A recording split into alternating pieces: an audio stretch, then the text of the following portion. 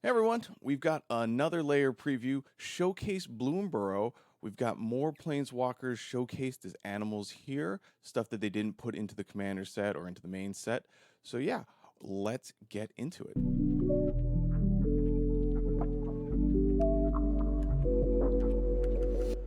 First off, we've got Soren Markov, $4 card with a $27 foil. Last time this was reprinted was 2 years, almost 3 years ago.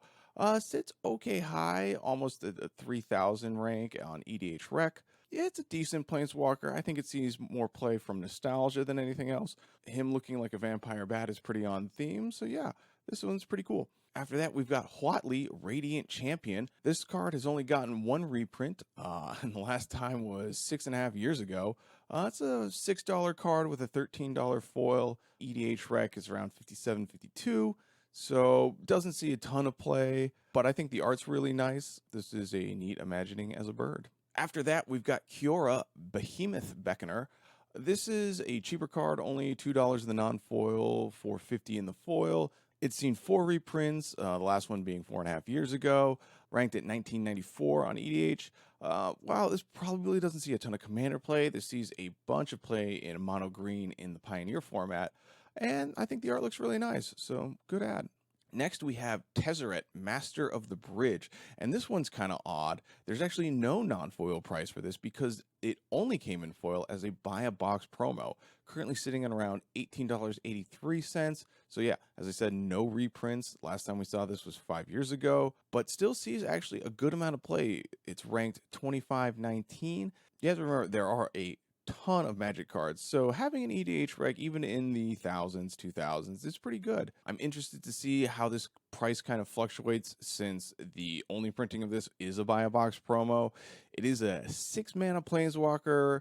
I don't know if this card has been power crept out of the format yet, so maybe this is just a cool card to pick up. Tezzeret as a rat is, I guess that's pretty fitting for story wise, so yeah, pretty neat. Finally, we've got Vraska, Golgari Queen. Last reprinted 4 years ago. Seen 4 reprints, going for $3.60 in the non-foil, $5 in the foil. We're in no means in staple territory, but people do run this card. Obviously, her being reimagined as a snake makes sense. Overall, I think the art direction here and how the cards came out look really nice. So let's get into the layer stats. How does this break down? Well, we've got $33.15 in the non-foil and $68.63 in the foil. Overall, I think there's good financial value here, and I think the art is strong. But yeah, let's get into the ratings. How does this rate? So, ratings-wise, how does this stack up? Well, there's no change between the non-foil and the foil again, so I'm just going to do the ratings together. Financial value, this is a 5. While I do think these foil prices are a little inflated, these are pretty notable characters, and it's not quite into scarcity foil territory, so it's still going to remain a 5. This layer gets a 3 for its playability. While these cards are playable, we're nowhere near staple territory. You're not going to be jamming these in every single deck. This is more just, hey, I really like this card, and it won't be awful putting this on the battlefield. Art, I gave this layer a 4. While it's not my personal cup of tea and I don't really have an attachment to these characters, they're obviously very well known and beloved characters in MTG, and I think the art design is really solid. I think all of these cards make sense. The cohesion is there across the board. So yeah, I think these look really nice, and if you like the art and you really like these characters, then this is a pretty easy pickup. So the total rating for Showcase Bloomburrow is a 4.1. Again, financial value is there. The art's really nice. The cards are halfway playable.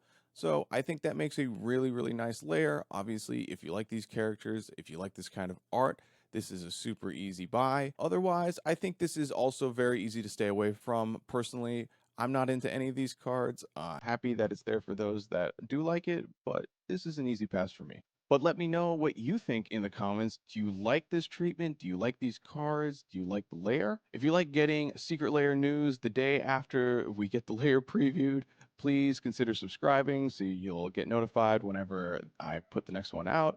And also check the spreadsheet if you're more into spreadsheets. I have all of the layers for the Superdrop mapped out there. And I'll see you in the next one.